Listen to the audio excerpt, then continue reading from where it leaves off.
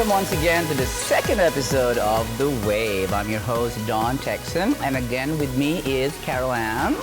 Say hello, Hello, welcome. And Jessica Philpott. Hi there. Okay, today we're going to be talking about something kind of near and dear to my heart. And it's, I don't know, in some places it might still be considered controversial. So let me open by saying this. As obvious, as is already obvious, I am a member of the LGBT community. LGBTQ, there's so many letters already.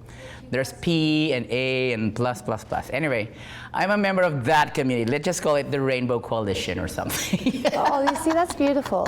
And it doesn't Or the get Rainbow confusing. Connection or something like that, because we have so many colors and so many coverages or whatever. Anyways, so I am a member of that community, and I'm not ashamed to show it.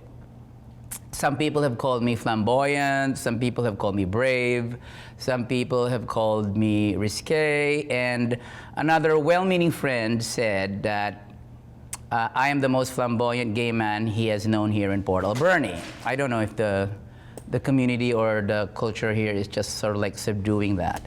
Anyway, later on we will be talking to some people from the Alberni Pride Society later on the show.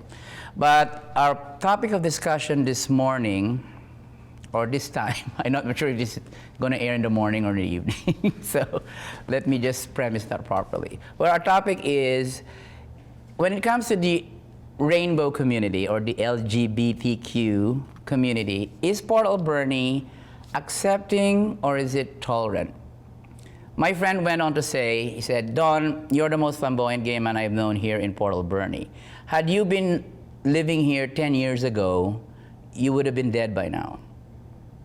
So that gives me sort of like hope that, oh wait, Port Alberni has come a long way when it comes to acceptance or tolerance, whatever that may be.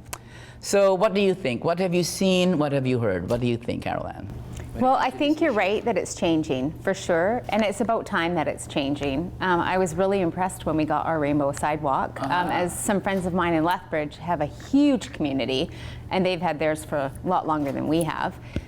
They had issues of it being painted over and having to redo it, but I'm glad to see nobody has really vandalized it. There was one, but he got caught. Yeah. And it's funny because the rainbow crosswalk, somebody should mention that, the rainbow crosswalk connects from the city hall to the theater. Yeah. Like, how symbolic is that? I just think it's great. I'm proud to have friends in the community. I'm proud to have you as my friend. I personally, I don't care if you're black, white, purple, you like elephants, as long as you're kind, right? Yeah. And that's really all that should matter. Yeah, it's the person. Yeah. Right? I think that there's a lot of acceptance, but there's still a lot of tolerance as well. I feel Port Alberni has a little bit of a mix. A few of my friends and I like to say that Port Alberni is 10 years behind the rest of the world in regards to certain infrastructures, in regards to the way that things are run, and how there's still a little bit of an old boys club here. Oh, definitely an old boys. Yes. So and then they kind of bear down on new ideas and growth and prohibit that growth a little bit. But times are changing, like Carol Ann said. So I love to see that there is more and more acceptance coming into the community every year. Well, in my part, in my experience, like I work in a certain box store around town. I'm not allowed to do plugging, but anyway, it has been accepting, and actually, it's more than acceptance. Some people have come up and even encouraged me and admired me for my bravery or my confidence, and some people have taunted me, but very little. I recall one time I was going to a grocery store in town, and there was this little boy, and he would just looked at me. I was in my Daisy Duke shorts and my, flamboyant tank top and everything. I was going to get some groceries, and he was there like with his little bag for donations or something, and his mother was behind him. And I could distinctly hear him say, yuck.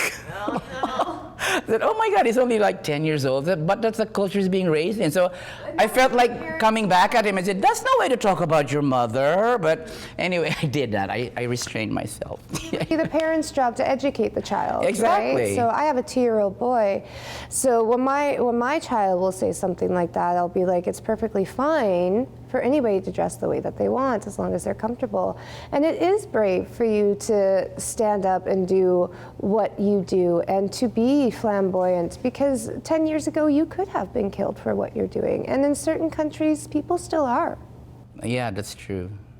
Do you think that's true, Caroline? 10 years ago, I would have been dead. Well, I don't know if you would have been dead, but you would have been beaten up. And Okay. I personally feel that. I mean, times really have changed.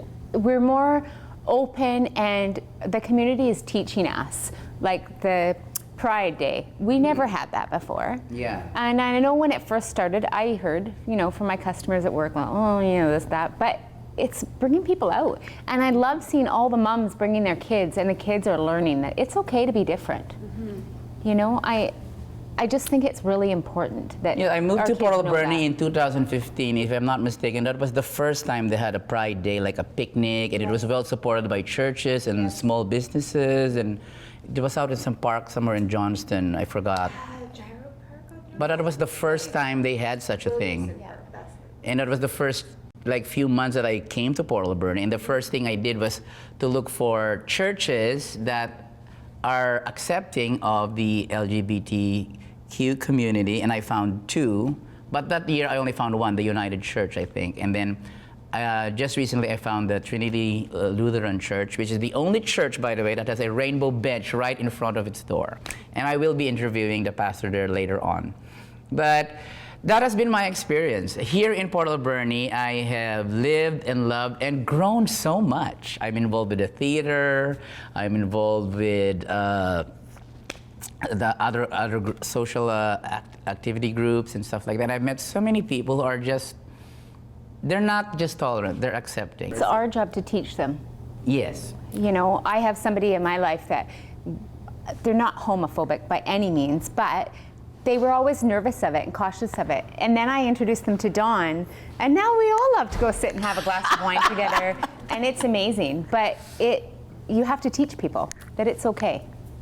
Well, and things like these Pride events are extremely important in ways to treat people, to teach people to come out and see what it's all about, and the kids' activities that are involved, and the opportunity for children to be able to see what the LGBT community is about is just going to allow for further growth and further acceptance into the community as well. I have a question for you though. What do you think about kids going through puberty in high school and going through changes and then not going through this whole self-discovery thing? I do have a friend with a sister, and they don't know if they're gay, they don't know if they're bi, they don't know if they're transgender, they want to wear different clothes, they're not sure which bathroom to go through, and it's a very confusing time for kids now.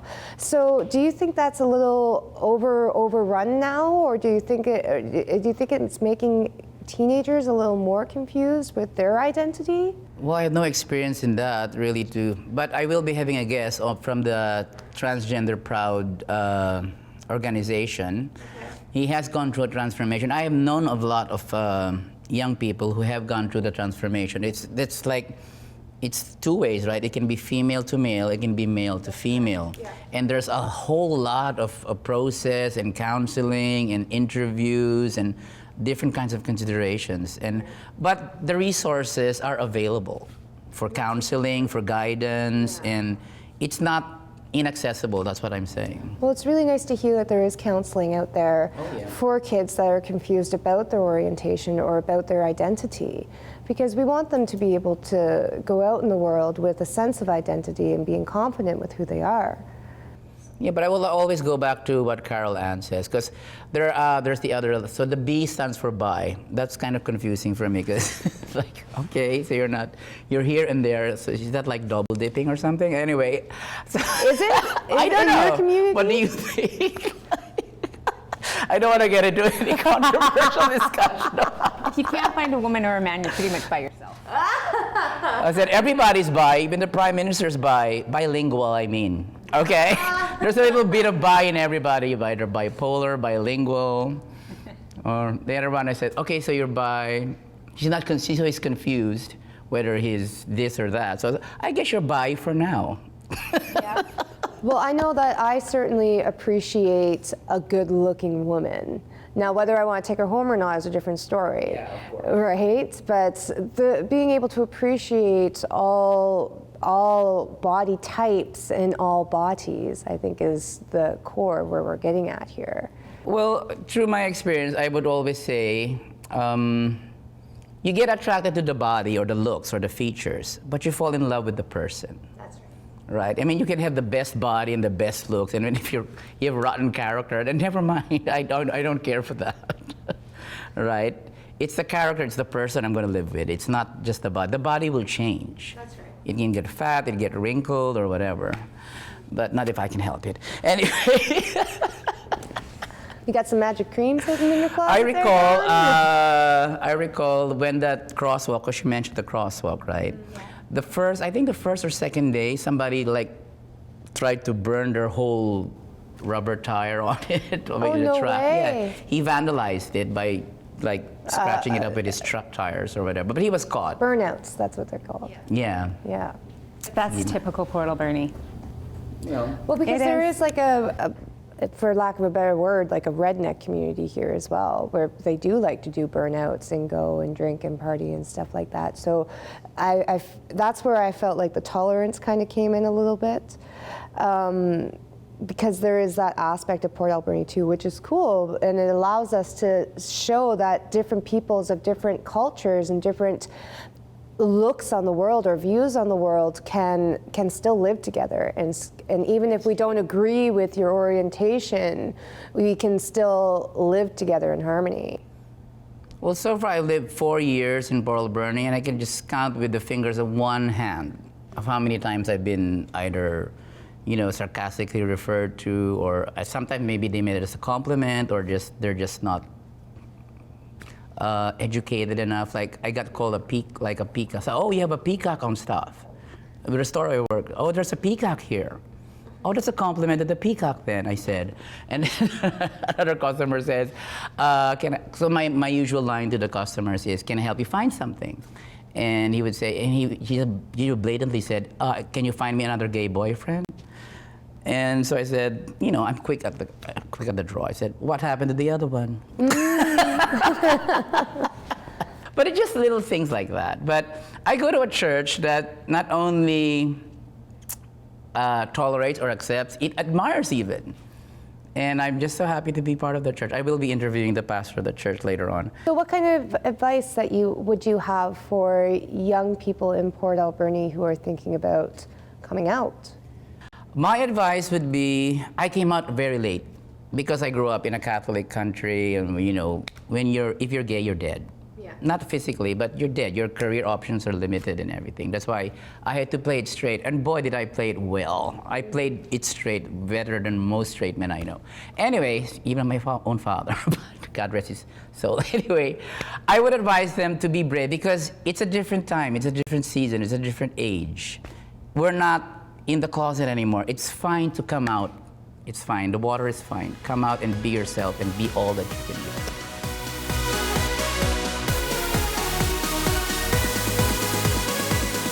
Hi, with me today is Francis Palazolo of Alberni Trans Proud. Did I say that right? So before I mess things up, I'll put it over to you now. Francis, thank you for being on the show. Tell me about Alberni Trans Proud.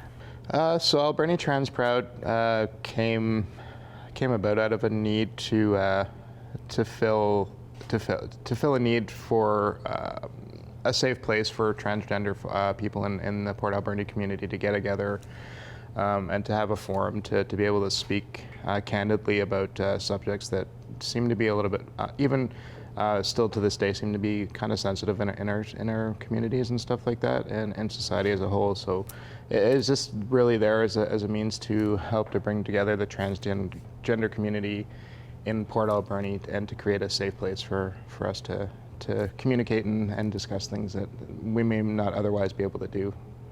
So as far as you know, how many trans people are there here in Port Alberni? Just an estimate. As far as you know. I mean, you can't know everybody. Really, it's really hard to say. I mean, you know, from the time that I started coming out in Port Alberni, things really started to come to light then. And it wasn't really until then that I really started to see that there was a larger transgender presence in Port. And I did find that there was a bit of a tough way to make a connection with the transgender community, but reaching out. Why is that though? Are they it just seems like more they people feel unsafe, they feel uncertain? I think a lot of transgender people, because of the stigmatisms around it and whatnot, still tend to stay more introverted in their homes. Well, I must say it's very brave of you, because you yourself have just come out as a trans just recently? Well, it's been about almost a little over a year now that I've been expressing After myself. how long living in Port Alberni though? I'd been in Port Alberni for just over 10 years now. Okay. But a lot of things are really new to me because I've really only started discovering myself, so just a little bit over 2 years ago. Okay. Previous to that, and it had been years of repression, and things really just started to come back to light for me about 2 years ago. So really, I've progressed a lot faster than I kind of think that in the beginning what the knowledge of it was. I didn't really know that this is where things were going to go, but once I started expressing myself, I could feel that I was a happier person, and I'm a much happier person than I was previous to knowing my truth, and expressing it now has given me that form to.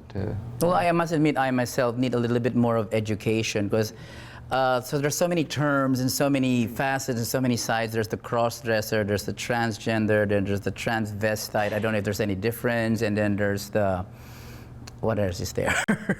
There is a lot to know. Like I said, for me too, I'm really still really new to even to the LGBTQ community and stuff like that as well. I never really reached out to. I'd never been to Pride Up actually. Not this summer, but the summer previous was the first time I'd ever been to a Pride event. Mm-hmm. So a lot of the terms to me are still new. Yeah, you were there at the picnic, I remember. Yeah. A lot of the terms are really new to me as well. Okay. I just know that when I looked at transgender and I looked at the definitions, to me it just felt right. So as far as you know, and based on your experience, your personal experience, what is the process that you have to go through to transition, if that's the correct term? I think from the experience that I have so far, I would really say that the best course of action is counseling. Okay. And is that available here, or do you have to go online? There is counseling available in Port Alberni. Mm-hmm. I've actually gotten some really great help in Port here as well. I've actually been through Tall Tree, and Tessa Brohart is another couples counselor that my wife and I have gone to see as well. So I mean, it's a full part thing. Like, it wasn't just a decision on my own. Like, I have a family as well that this impacted. So it really took everybody to kind of come together and to be willing to. As far as I understand, you have a wife and how many kids? We don't have any. We don't have any children together, but we have a family together. And, I see. Yeah, I married into her family, and since then we've been together for 10 years now. So you've been together for 10 years, and then with this transition, you had to go through a series of counseling with the family and with your wife, and yes, yeah. What about the medical aspect? Is there a medical aspect involved? I am also going through the process of hormone replacement therapy. So there is medical processes to it as well. And I mean, it's given me the peace that I've always really been seeking in my life.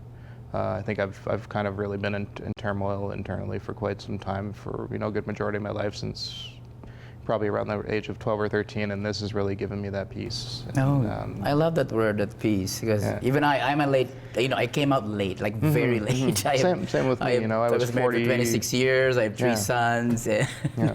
So I was, around 42 years of age when I really started to discover things, and Okay, I'm interested in the process of like the mental part, right? So you're growing up as a man or a male, Yes. and then at a certain age you begin to realize that something's not aligned, something's not right. So what's the thought process involved in that? I think it's something that I've always known that's been off. I just was never really able to recognize or really able to pinpoint it. And I mean, I can go back to the age of 7 or 8 is actually when I really look back at my memories as in my life, and that's when I really look back at my memories and see that that's when things started to begin for me. But because I was confronted by family, and because of the time, you know, it was like 1980, and at that time I didn't know about cross-dressers, I didn't know about transgender. Those are things that we just didn't know about when we were growing up. So of course there was a number of years of repression because I was confronted, and in being confronted, I didn't have the capacity to own up to it. And I went into denial, and you know, all those years, I really didn't even know. But I always knew that there was something off. And as a result of figuring out my truth, I've come to that place of You wanted to do something about it. yeah. And I've done that. And you as have no well. regrets. Not at all. No. Thank you for being in the show. Yeah, you're welcome. Thank you very much.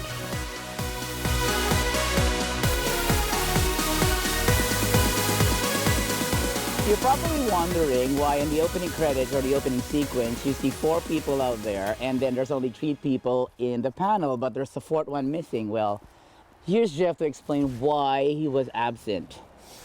Why? Well, you know, I'm the outdoors guy. That's my excuse.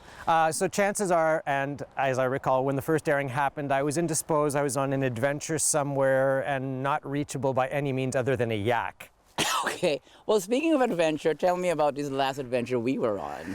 Well, that was a big one. So they surprised me on the eve of my birthday. So I found out over dinner, which was really choice, that I was going to be going skydiving. I was in on it. He was in on it. I was going skydiving the next day. Were you at any point scared or terrified jumping out of a plane 10,000 feet in the air? Honestly, no. It was more thrilled. I mean, I expected to have, like, you know, the butterflies in the stomach and the guts do a little topsy-turvy drop-off kind of thing because you're jumping out of an airplane.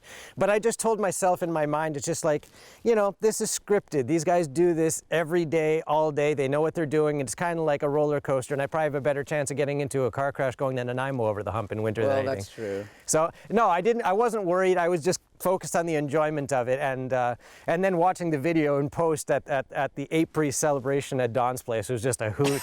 Just watching each other's reactions as we were going My through. face getting blown off.